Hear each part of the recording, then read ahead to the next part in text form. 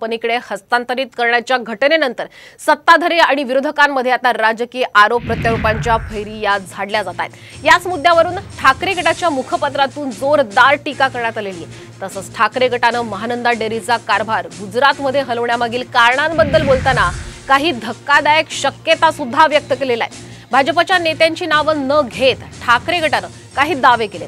विशेष म्हणजे आजच्या अग्रलेखातून नारायण राणेंना लक्ष्य करत जोरदार टोला लगावण्यात आलेला आहे। ठाकरे गटाच्या मुखपत्रातील अग्रलेख नेमका काय पाहूया।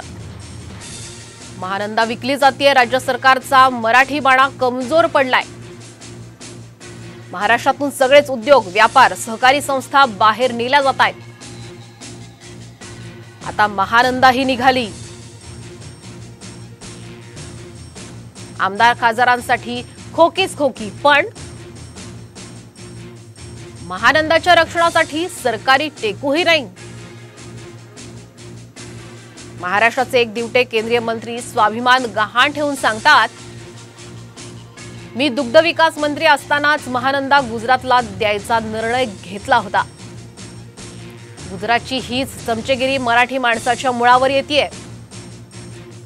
प्रभू श्रीरामा, आमच्या महानंदाला वाचव रे बाबा, तुला दुग्धाभिषेक घालू। अशा पद्धतीनं सामनामध्ये पुन्हा एकदा